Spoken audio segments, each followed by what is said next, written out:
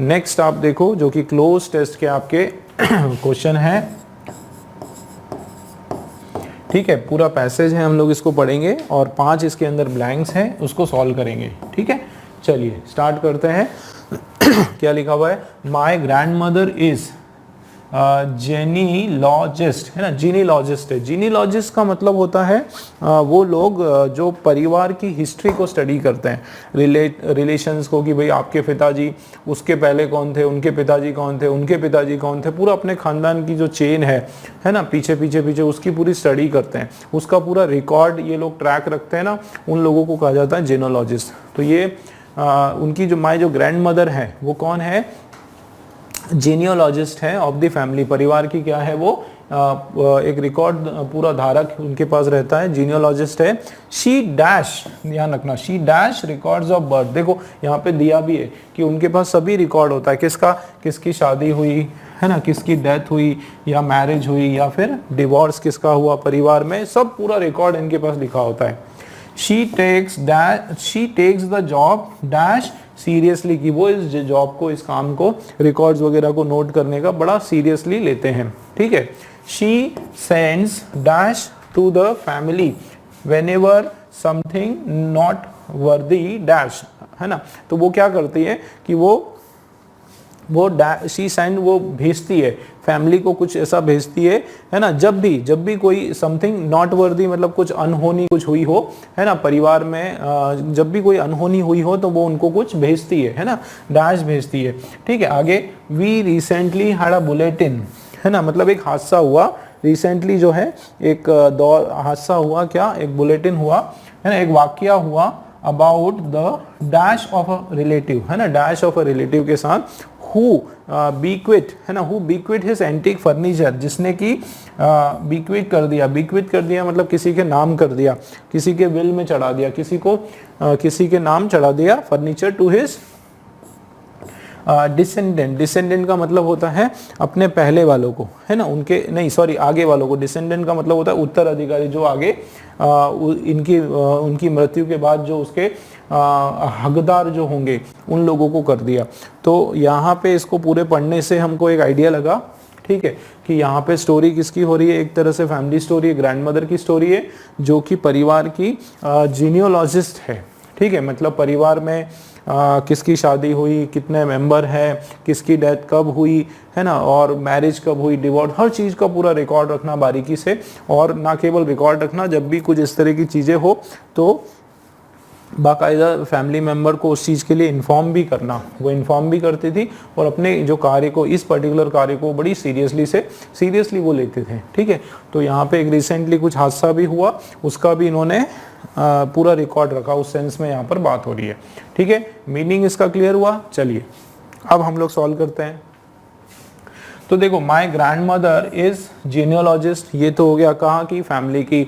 She dash records of birth, वो क्या करती है, प्रमोट करती, स्प्रेड करती, प्रोड्यूस करती या फिर मेंटेन, क्या करती है, रिकॉर्ड्स को मेंटेन करके रखती है, ठीक है ना। अब देखो, शी क्या है, सिंगुलर सब्जेक्ट है ना, तो यहाँ पे क्या आएगा, सिंगुलर वर्ब आएगा, वर्ब के साथ V5 आएगा, मतलब वर्ब जो है उसके बाद एस या फिर ES आने वाला है। तो सभी में दिया है खैर, लेकिन फिर भी याद रखना है, ठीक है। तो एस सभी में आ रहा है, तो ये क्या हो गया आपका, मेंटेन्स हो गया, है ना। रिकॉर्ड को प्रमोट नहीं करती, रिकॉर्ड को बना के मेंटेन करके रखती है, ठीक है, संभाल के रखते हैं इन सब के रिकॉर्ड को, डेथ, मैरिज, डिवोर्स के। और क्या, शी टेक्स द जॉब, इस जॉब को वो कैसे लेती है, सीरियसली, है ना। तो सीरियसली जो है वो आपका क्या है, she takes the job seriously, तो ये आपका क्या है, सीरियसली एडवर्ब है, ठीक है। अब ये एडवर्ब है। अब इसको डिफाइन करने के लिए एक और एडवर्ब आपका लग जाएगा, ठीक है। एक मिनट, इसको हम लिख देते हैं, हाँ, ये आपका, ये क्या है, एडवर्ब है। अब इसको डिफाइन करने, ये भी सारा एडवर्ब, तो क्या होगा, क्विक ही सीरियसली नहीं होता है, क्विट सीरियसली नहीं होता है ना। ये क्या होता है, क्वाइट सीरियसली, है ना। क्वाइट का मतलब होता है क्वाइट का मतलब होता है कि वेरी सीरियसली, एक तरह से वेरी के सेंस में यहाँ पर आ जाता है कि क्वाइट सीरियसली, है ना। और ये जो क्विट है, क्विट का मतलब होता है लेफ्ट, छोड़ देना, ठीक है, हटा देना उसको। और क्वाइट का मतलब होता है कीप क्वाइट, चुप रहना, है ना। यहाँ पे क्वाइट का मतलब है चुप रहना, ठीक है, वो सेंस में। और क्विक का मतलब होता है जल्दी, चुप नहीं चुप, हाँ, क्विक का मतलब है जल्दी।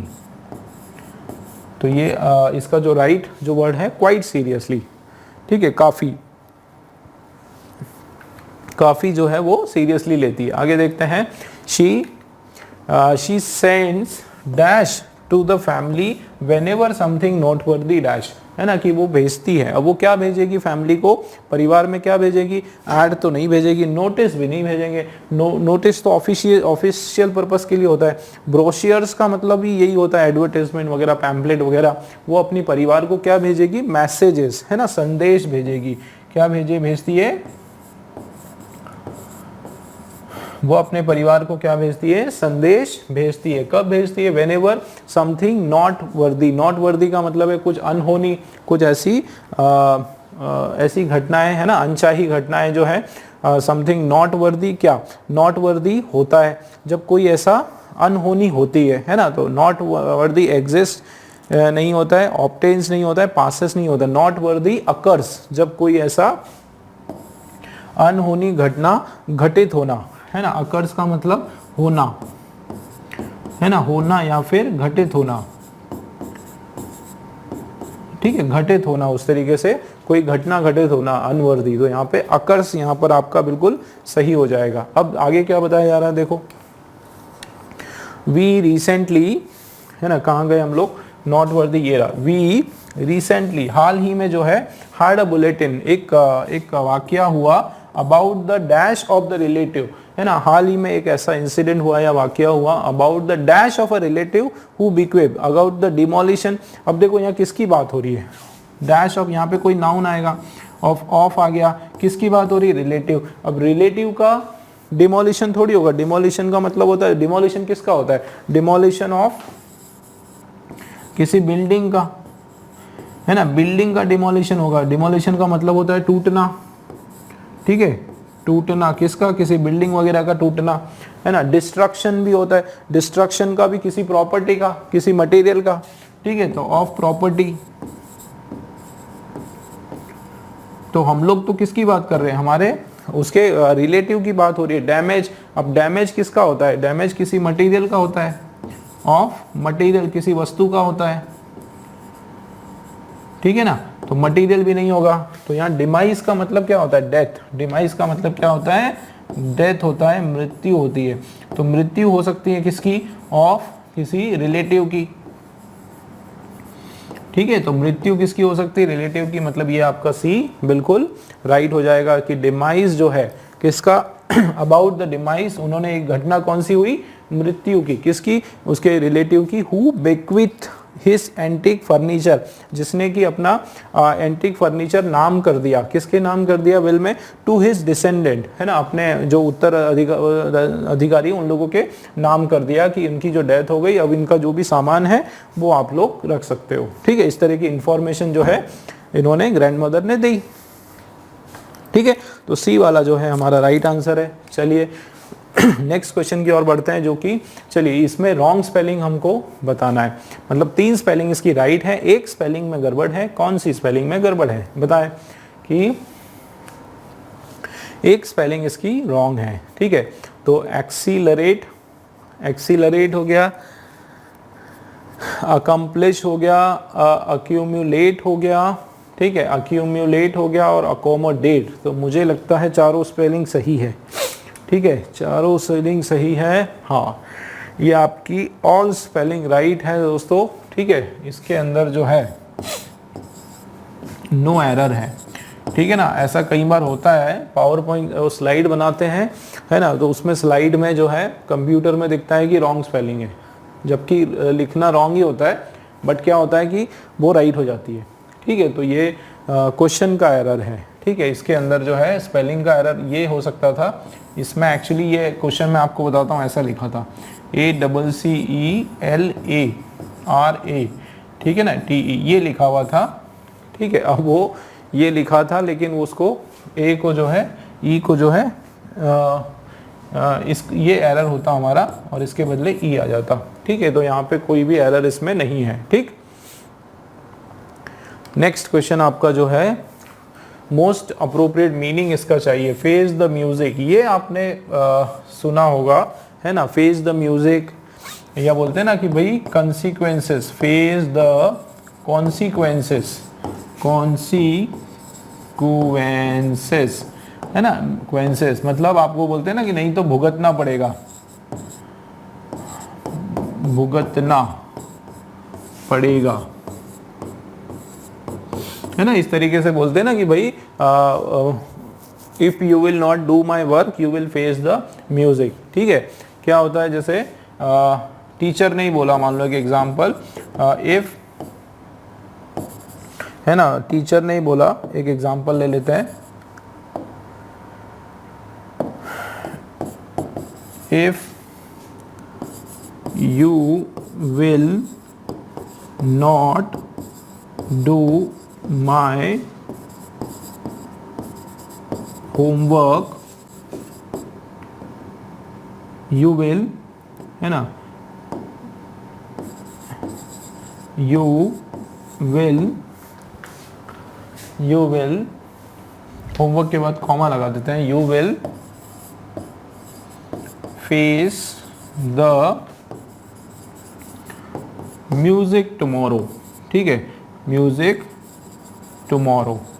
तो ये है इसका मतलब कि जब आप अगर होमवर्क नहीं करोगे कल, अगर जैसे एक एग्जाम्पल है कि अगर तुमने कल मेरे होमवर्क करके नहीं लाया तो कल क्या होगा फिर तुम्हारे साथ, तुम you will face the music, मतलब तुम उसका परिणाम भुगतोगे, तुमको जो है उसका भुगतना पड़ेगा परिणाम। ठीक है, उसका सामना करना पड़ेगा, इस तरह से सेंस आ रहा है। तो फेस द म्यूजिक मतलब दुश्मनों का सामना करना नहीं, तारीफ करना, तारीफ होना, मिलना, वो भी नहीं, हार्मनी, है ना, एंजॉय करना, पॉजिटिव तो होगा नहीं, कुछ ना कुछ रॉन्ग ही होने वाला है, गलत ही होने वाला है, तो जाहिर सी बात है क्या होगा, face the criticism.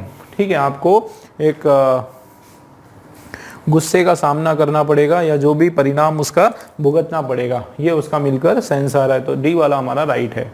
Next question जो है हमारा जंबल का री अरेंजमेंट का आपका क्वेश्चन है। ठीक है ना, री अरेंजमेंट का क्वेश्चन है और इसका ट्रिक आप लोगों को बिल्कुल पता है भाई, पहले स्टार्टर और फिर पेयर। ठीक, चलिए शुरू करते हैं direct. Her father had been stuck in an elevator for 6 hour. उसके पिताजी जो है एलिवेटर में फंस चुके हैं, कितनी देर से, 6 घंटे से। अब ये हर फादर किसके फादर हमको नहीं पता, ये हमारा स्टार्टर तो नहीं होगा। आगे देखते हैं, Isha had heard from her parents about the blackout caused by sudden storm. कि ईशा ने जो है ये चीज़ सुनी हुई है, किससे, अपने मम्मी पापा से सुनी है, किसके बारे में, ब्लैकआउट। ब्लैकआउट का मतलब होता है पूरा शटडाउन, अंधकार हो जाना, पूरा शहर जो है उसकी, पूरे शहर की लाइट चले जाना। ठीक है, ब्लैकआउट मतलब अंधेरा हो जाना, और किसके कारण, एक सडन स्टॉर्म, एकदम से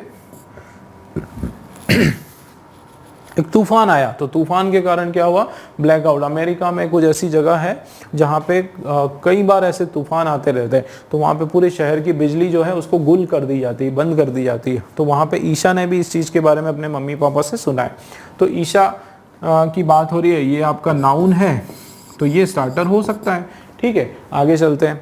she has to grope in the dark and cook by the candle light. कि उसको क्या करना पड़ा, उसको ग्रोप करना पड़ा इन द डार्क, डार्क में ही पूरा घुस के, ग्रोप इन द डार्क मतलब सब चीज़ें छानना, ऐसा ढूंढना पड़ा और खाना बनाना पड़ा कैंडल लाइट में। तो यहाँ शी कौन है, इसकी इंफॉर्मेशन नहीं मिल रही, तो सी अपना जो है वो स्टार्टर नहीं होगा। मतलब दोस्तों 2 ऑप्शंस बची हमारे पास। ठीक है, 2 ऑप्शन बची और दोनों में शुरुआत किससे हो रही है, बी से। इसका मतलब बी हमारा मिल गया स्टार्टर, है ना, ये हमारा मिल गया स्टार्टर। अब आप देखो क्या लिखा है, ईशा हैड हर्ड, उसने सुना था अपने पेरेंट्स से कि एक बहुत बड़ा ब्लैकआउट हुआ था, सारी बिजली गुल हुई थी, और एक सडन स्टॉर्म हुआ आया था, तूफान, उसके कारण। ठीक, अब या तो हमारा बी डी होने वाला है या फिर बी और ए होने वाला है। ठीक है, देखते हैं क्या होगा। अब बी और डी को हम लोग देखते हैं पहले। तो ये हो गया, उसके बाद देखो, तो ईशा हैड हर्ड, उसने सुना था अपने पेरेंट्स में कैसे कि एक बहुत ब्लैकआउट हुआ था, बिजली गुल हुई थी स्टॉर्म के कारण। आगे हर मदर्स स्टोरी, ध्यान देना, her mother's story had been quite different, उसकी मदर की जो स्टोरी है वो quite different from his.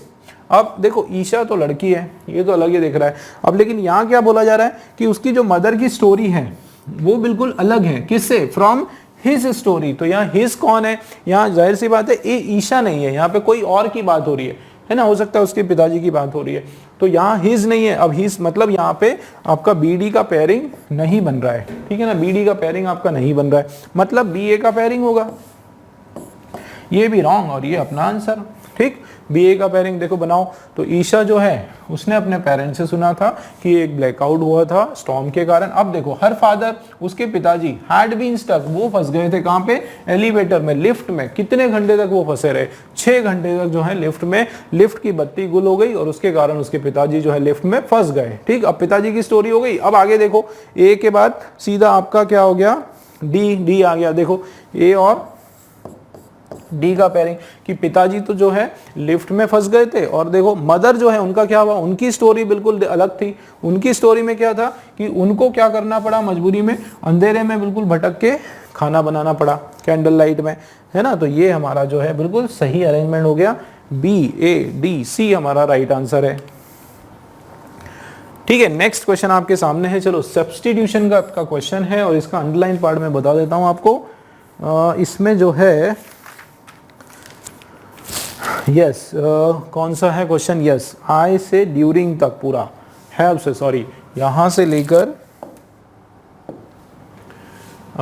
Have से लेकर पूरा यहां तक ये हमारा अंडरलाइन पार्ट है। और इसमें हमको देखना है कि क्या कोई सब्स्टिट्यूशन है या नो सब्स्टिट्यूशन है। देखो क्या लिखा है? I have a terrible cold during several days now. I have a terrible cold, I have a terrible cold. I have a terrible cold during several days. During several days now. तो ये during several, एक तो मुझे ये गड़बड़ लग रहा है क्या कि during several days. I have a terrible cold during several days. तो during तो होगा नहीं, क्या होगा? For several, क्योंकि ये जो है फॉर के बाद जस्ट ये सेवरल जो है ये आपका फिट होता है ना, फॉर सेवरल होता है। क्योंकि क्यों होता है? क्योंकि देखो फॉर जो है, सेवरल जो है ये आपका पीरियड ऑफ टाइम है। क्या है? पीरियड ऑफ टाइम है, ठीक है, कोई एग्जैक्ट टाइम नहीं है, ठीक है। या आप बोल सकते हो इनडेफिनेट टाइम है आपका, कोई फिक्स टाइम नहीं है, अनिश्चित समय है। तो उसके लिए हम लोग क्या यूज करते हैं? फॉर यूज करते हैं। तो एक तो ये हो गया। दूसरा, I have a terrible cold, मुझे है तो मुझे हुआ। अब इसका हिंदी का क्या करेंगे? सेवरल डेज नाउ, कि आई हैव, कि मुझे कई दिनों से, है ना, कई दिनों से जो है, काफी दिनों से, मुझे काफी दिनों से जो है एक बहुत ही एक मुझे कोल्ड हो रहा है, मतलब सर्दी हो रही है, बहुत ही ज़्यादा गंभीर सर्दी मुझे हो रही है, ठीक है। तो यहाँ पे इसका मतलब एक स्ट्रक्चर जो आ रहा है वो क्या होगा हमारा? ये पहले तो हमारा जो है ये परफेक्ट टेंस का सेंटेंस बन रहा है, ठीक है ना। कौन सा बन रहा है? परफेक्ट टेंस का, ठीक है। और परफेक्ट टेंस का बन रहा है, मतलब इसका फॉर्मूला क्या है? तो देखो परफेक्ट में क्या होता है? सब्जेक्ट, उसके बाद हैज, ठीक है, हैज या फिर हैव, हैज या हैव आएगा, ठीक है ना। उसके बाद जो है वर्ब का थर्ड फॉर्म, और उसके बाद जो है आपके अदर वर्ड्स, ठीक। अब आप ध्यान से देखो कि सब्जेक्ट हमारा जो है, सब्जेक्ट यहाँ पे हमारा क्या है? आई, है ना। तो आई के साथ दोस्तों क्या आता है? आई के साथ क्या आता है? आई के साथ हैव आता है ना। तो ये लिख दिया आई हैव। अब प्रॉब्लम आ रही है कि यहाँ पे थर्ड फॉर्म क्या है? तो यहाँ पे वर्ब क्या है? तो यहाँ पे देखो आई हैव अ टेरिबल, सीधा आपका ये एक्स्ट्रा वर्ड आ गया, है ना। मतलब यहाँ पे जो है ना, यहाँ पे आपका अगर यहाँ इसी में ये हैव जो है ना, ये मेन वर्ब की तरह काम कर रहा है। ये यहाँ पे मेन वर्ब की तरह इसको शो किया, मतलब यहाँ पे हैव का थर्ड फॉर्म आपका हैड हो जाएगा। क्या हो जाएगा? हैड, ठीक है। ये देखो V1, ये V2 और ये आपका हो गया V3, ठीक है। V1 में जो होता है, याद रखना, V1 जो है हमारा वो आपका या तो हैज होता है या फिर है होता है, और V2 जो है वो हैड हो जाएगा, और V3 जो है वो भी आपका हैड ही होता है। तो ये याद रखना है, इस तरीके से बिल्कुल हम बोलेंगे। परफेक्ट टेंस का आपका सेंटेंस है ये, ठीक है ना। परफेक्ट टेंस का आई हैव हैड क्या हुआ? अ टेरिबल, ठीक है, I have had a terrible, ठीक है, I have had a terrible cold, और ड्यूरिंग के दौरान, ड्यूरिंग क्या, तो ड्यूरिंग की बात नहीं हो रही, फॉर आ गया, फॉर कुछ, है ना, फॉर सेवरल डेज, भाई कुछ दिनों से, है ना, तो सेवरल डेज नाउ, ये आपका बिल्कुल करेक्ट हो जाएगा, मतलब ये have had a terrible cold for, सी वाला जो है आपका राइट आंसर हो गया दोस्तों। नेक्स्ट क्वेश्चन जो है आपके सामने है, और इसमें select the most appropriate passive form इसका करना है। देखो क्या लिखा हुआ है, ये आपका हो गया एक्टिव और पैसिव, ठीक है। एक्टिव में हम लोग क्या लिखा हुआ है, देखो द स्टोर मैनेजर, ये आपका सब्जेक्ट, ठीक है, फिर कॉट ये वर्ब का सेकेंड फॉर्म, और द टीनेजर, है ना, कॉट द टीनेजर ये आपका ऑब्जेक्ट, और ये जो है आपका अदर वर्ड्स, ठीक है, ये आपका एक्स्ट्रा वर्ड है। अब देख लेते हैं, तो सीधी ये आपका इजी है, सबसे पहले सब्जेक्ट, वर्ब का सेकंड फॉर्म, इधर ऑब्जेक्ट, याद रखो क्या होगा, सबसे पहले ऑब्जेक्ट, उसके बाद जो है आपका हेल्पिंग वर्ब, और वो क्योंकि यहाँ सेकंड फॉर्म है, ये आपका जो है पास्ट टेंस है, ये आपका पास्ट टेंस है, तो ये भी पास्ट होगा, मतलब वॉज या वर, दोनों में से कोई एक होने वाला है। वर्ब का जो है, वर्ब का थर्ड फॉर्म होने वाला है बाय, और उसके बाद जो है सब्जेक्ट, ठीक। तो शुरुआत किससे करोगे, ऑब्जेक्ट से, क्या होगा, द टीनेजर, क्या होगा, द टीनेजर, है ना, द टीनेजर आपका शुरुआत होगा, ठीक है। द टीनेजर कहाँ लिखा है, द स्टोर मैनेजर लिखा है, रॉन्ग कर दो, द टीनेजर, ठीक है, द टीनेजर, ठीक है, फिर द टीनेजर, ठीक है, आगे बढ़ते हैं। उसके बाद दो टीनेजर, देखो अकेला लड़का है ना, अकेला लड़का है, तो वॉज आएगा, ठीक है, वॉज आएगा, बिल्कुल आप याद रखो, क्यों, क्योंकि पास्ट टेंस है, भाई वर्ब का पास्ट टेंस है,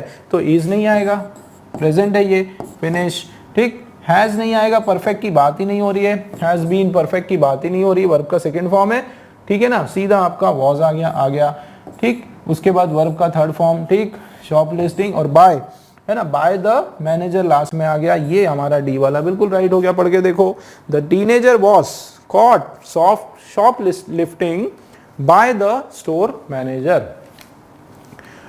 नेक्स्ट हमारा जो क्वेश्चन है, चलिए एरर का क्वेश्चन आ गया, हमको इसमें देखना है कि क्या एरर है, ठीक। देखो क्या लिखा हुआ है, each of the pictures have been signed by the football star.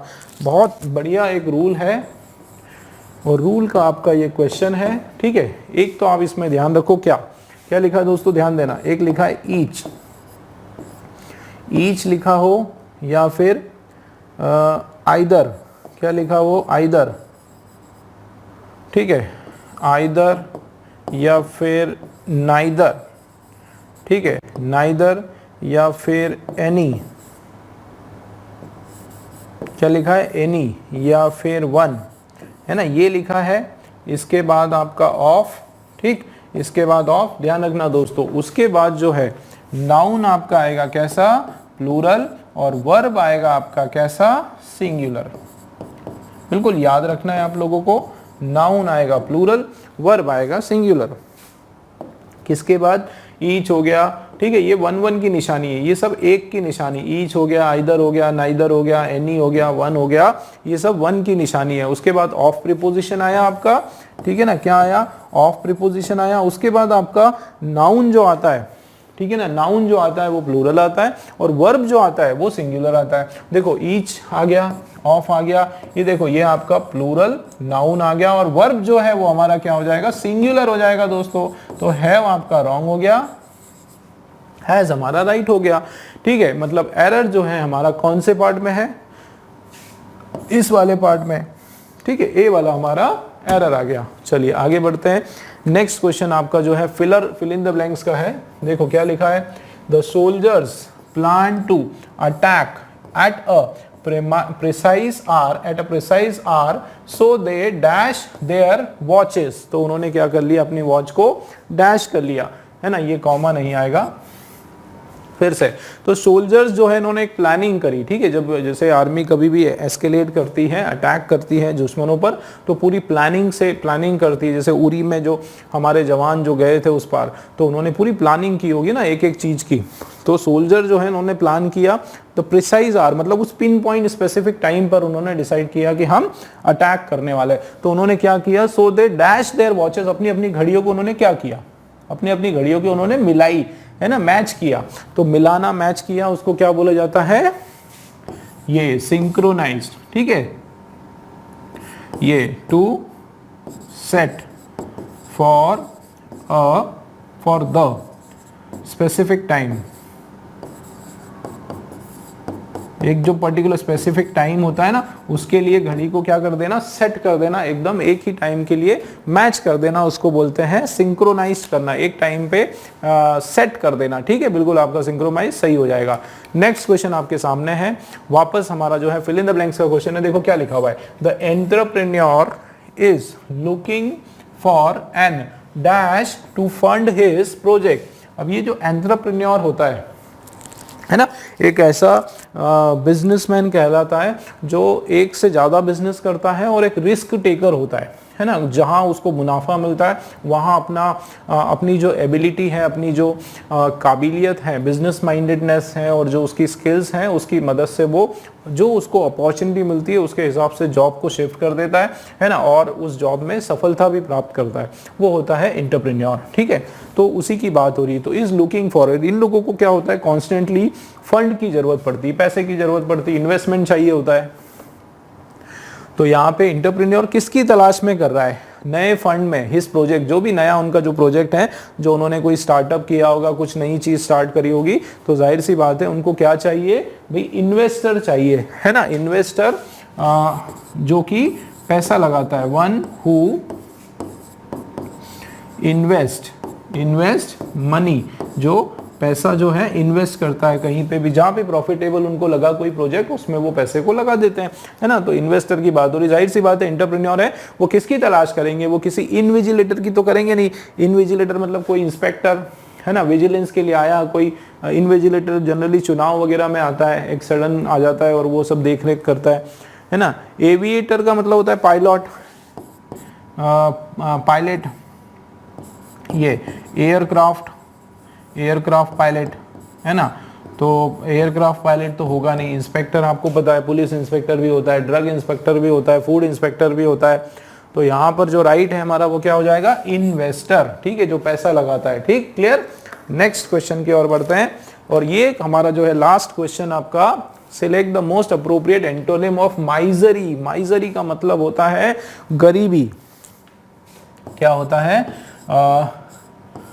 Poverty, ये जितने भी वर्ड है आपके, ये डर्ट हो गया, पावर्टी हो गया, सेंसर हो गया, ये सब के सब जो वर्ड है ना, ये आपके इसके सिनोनिम्स है।